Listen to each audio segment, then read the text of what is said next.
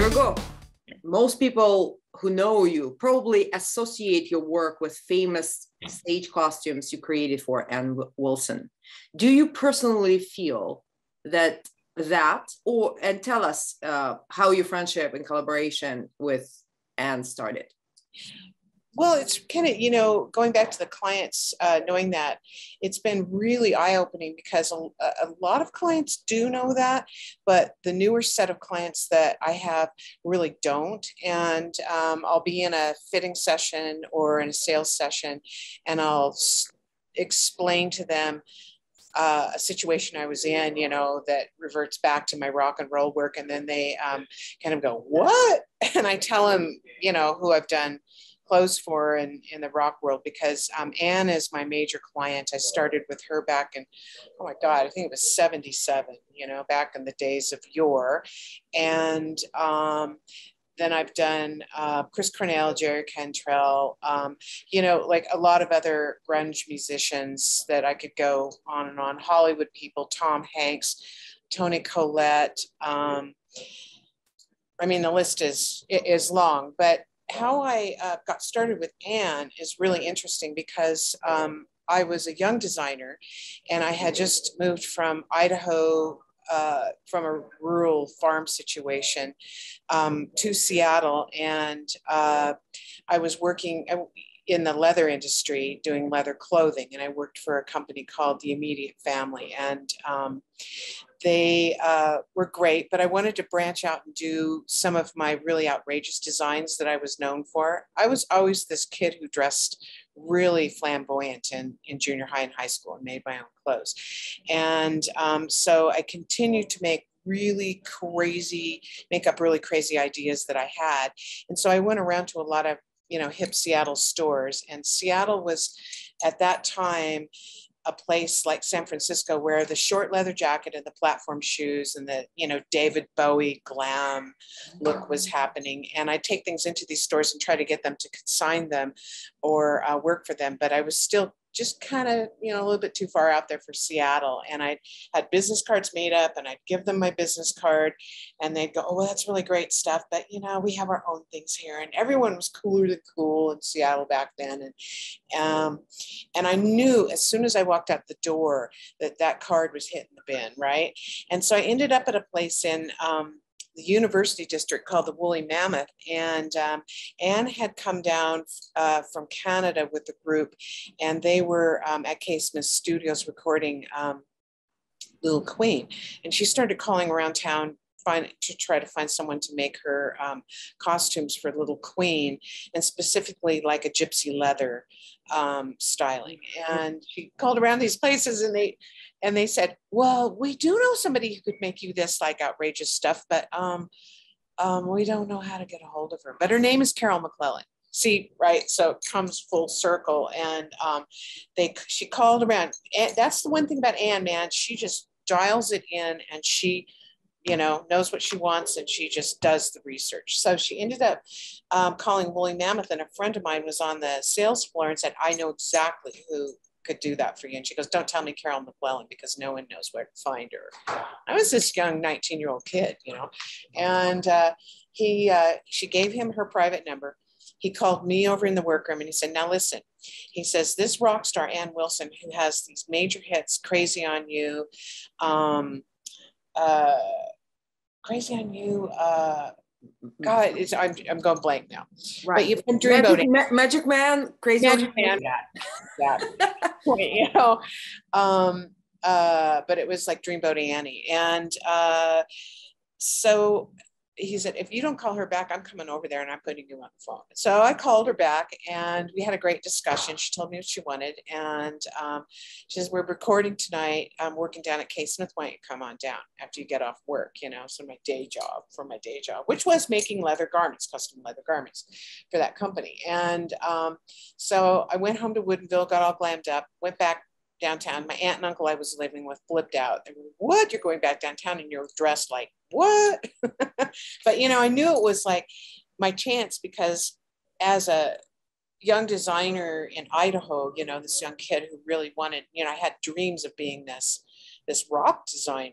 And I never really read Vogue magazine. My cues came from album covers, Cream magazine, Hit Parade, all that stuff. And So so I music, not fashion. music, not fashion. And back then, the music business really was, driving fashion trend, and which it still always does, but it still kind of, has its, not as hard in some cases as back then. And because things were still pretty kind of straight and lunch and couture and whatnot. So went down to the recording studio, reception let me in, and they said, Anne's working right now, but she wants you in the engineering booth and you can kind of get a vibe of what, she's like and check it out. So they sat me down and she was behind the glass laying down the voice tracks for Barracuda. So I watched her record Barracuda and I'm sitting there going, wow, this is a catchy tune. I wonder if it will be popular. I wonder if this will hit gold or platinum. So I watched that all happen.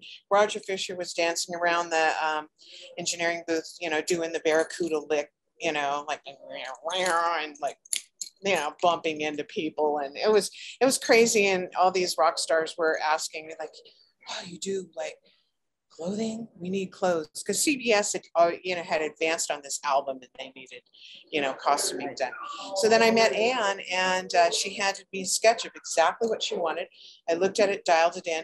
We talked about it, made some changes, and it started from there. So my deal with Anne has always been a co-design collaboration. I mean, I come up with ideas, that, and I present, and she'll go, well, just go ahead and go for it. But most of our stuff has all been, like just one-on-one, and it's been very like girlfriends getting together and laughing and having some beverages and talking about, our life situations, because it all comes like, that's how the rock and roll thing works. It's an amalgamation of life experience and art that's put out, so that's how that all started. And it's gone to this day. And I've taken some breaks from doing costuming for her, but I've been doing it since 77. To this day. I mean, I talked to her last week. I know that one of your designs created for Ann Wilson has been on display at the Rock and Roll Hall of Fame Museum. Right. So can you tell what most significant, famous, and iconic items you created for Ann and which are your favorite? So we have a lot of stuff that has ended up in different collections, private collections, and in the Rock and Roll Hall of Fame.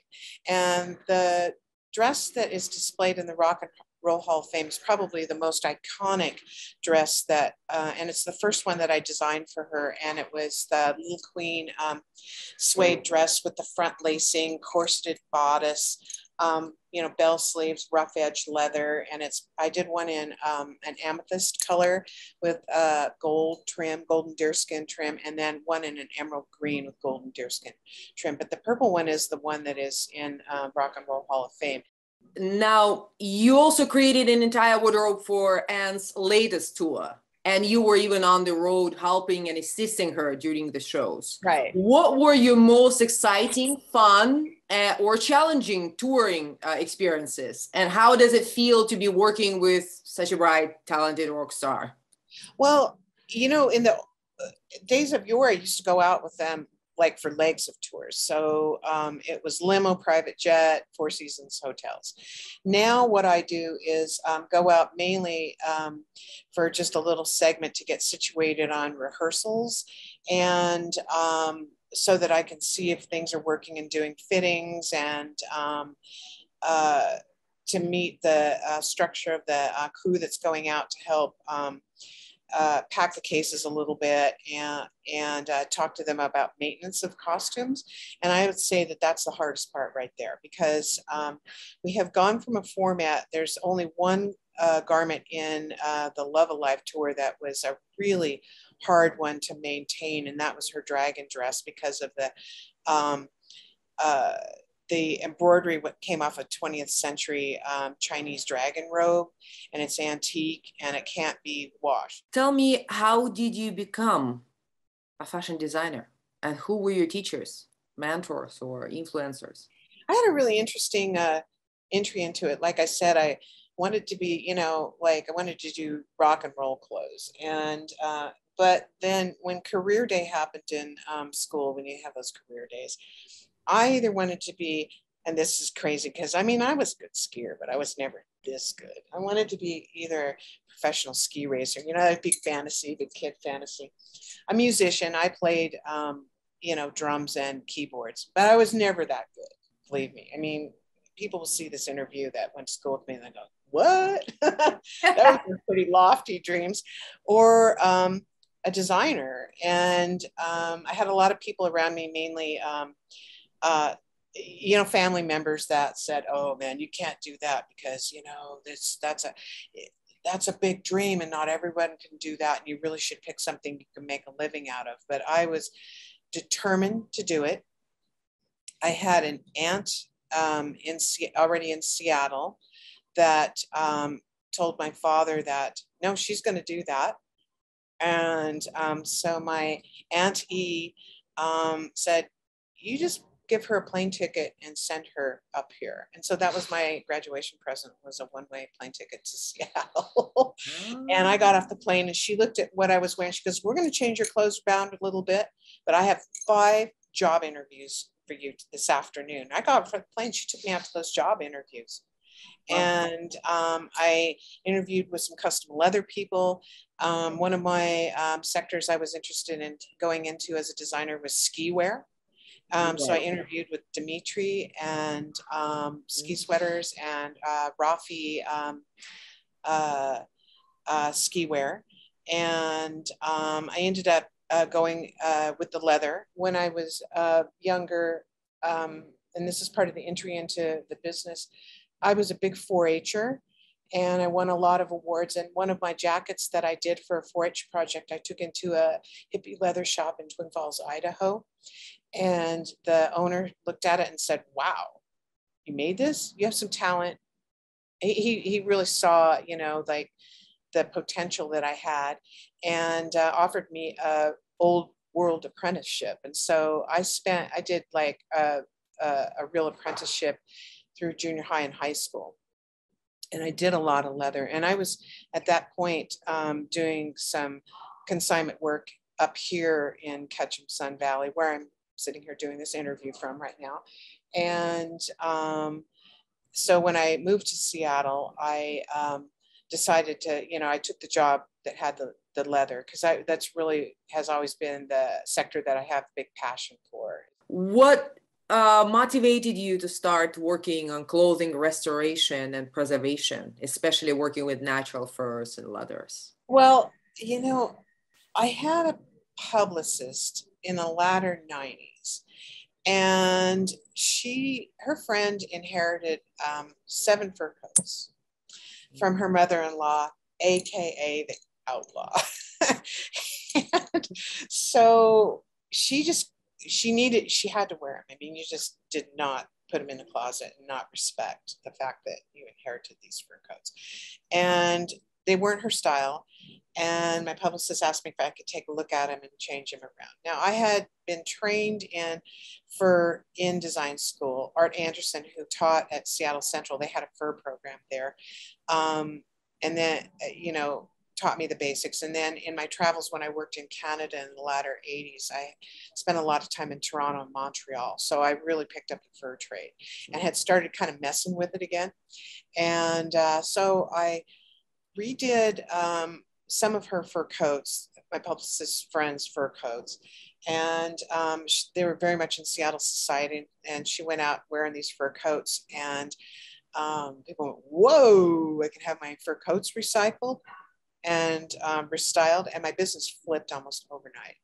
And then I started really thinking about the sustainability of recycling fur, and how the fur industry really had been cornered with the fur activist situation, which still happens. I still get hate mail. I got a nice little hate letter coming into Sun Valley, but I'm telling you, more people want it than more people who are just, saying it shouldn't happen. And especially with the repurposing. And so I just put myself in situation to, I realized there are a lot of furs that are already out there.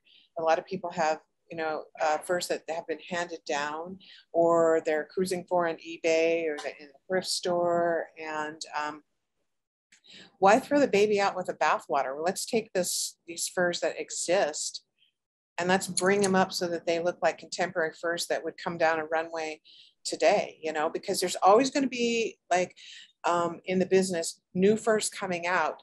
So I'm positioning myself in the chain to restyle and keep them going, because they're really, I mean, I'm just going to be really frank. So you can go out and you can have a chicken dinner, right? It's going to last you for 24 hours or however long it nourishes you and keeps your energy going. A fur has a total, like a mink has a nose to tail purpose in how that pelt works. We have the pelt that makes the coat. We have the carcass that becomes pet food. We have certain things that come from it, lubricants, cosmetics, eyelash extensions, paint brushes. I mean, it goes on and on. It's a nose to tail thing. It's no different than, you know, like at the beef industry or poultry, fish, that when you see a fish farm, a trout farm, oftentimes you will see a mink farm next to it, because the offal from the fish is converted into food that the mink eat, because it's really high in oil content and it makes their fur really luxurious. So I position myself in that industry down the chain so that I can keep that product going. And if you take care of a fur coat right, you can have a fur coat for 50, 60 years. Now, if you don't, it's not going to last that long. But it's, you know, so it's very sustainable, and it's much better than like a faux fur that's a plastic that's going to get thrown in. You know, you can put it, I mean, those things look ratty after like 2 years, right? Right. I mean, there's things you can do to fluff them up, but you cannot regenerate a faux fur coat like you can a real fur coat. And also for the operators working on faux fur, and I learned this the hard way, those little polyester shards and breathing them, they go into your lungs, and it's just, it messes your lungs up. I had a severe asthma attack from working on faux fur. And so I went back into natural fur because it doesn't affect me that way. And they don't, a faux fur, I mean, it doesn't last as long, it goes into a landfill. It does not decompose like a natural fur. Because I've thrown them in compost pile in my gardens, and when I've had gardens, and I've like looked at it, and it's shocking. It's not eco-friendly at all. And people who think that they're so sustainable and vegan, there's nothing vegan about a piece of like fake leather, nothing vegan about a piece of fake leather or fake fur. And it's the support of the petroleum industry. That's what it's made out of. And I don't think these people are thinking straight, because they want, you know, to drive an electric car, but they don't think about the battery in the end. And also they don't think about, you know, the fact that I'm wearing a piece of plastic that was made of what? Petroleum. So it's, you know, I mean, I could go on and on about that. And I have people that come up to me and ask me about that. And I go, you can give me 15 minutes of going at me for being a furrier, but then I want you to just listen to my side of the story here. And I've had people break down in tears, you know, they go, oh my God, I had no idea. Whoa, you know, well, you know, it's all cool. You just make your choices. And isn't that what it's about, is choices? And not railroading. Like I get so tired of this, where this anti-fur thing, they want to railroad me and try to disgrace me and tell me I shouldn't exist and try to mess up my livelihood. And they aren't throwing paint or anything anymore. They're buying politicians to pass laws to make, you know, fur illegal, which is crazy. Why should the government be in that, you know? And there should just be choices. If you want to wear faux fur, fine. I mean, people bring faux fur into the shop, and sure, I'll put a hook on it and fix it. I won't do a remodel on a faux fur because I can't work on it because of the asthma thing. But I'll help them out where I can or refer them. I don't hate them. Right. It's about choices. It's a free country. Exactly. Thank you. Yeah. Well, I think it was wonderful. You gave so much, shared so much that I didn't know. Actually, woohoo! I'm a yacker. Get me started. Oh, good.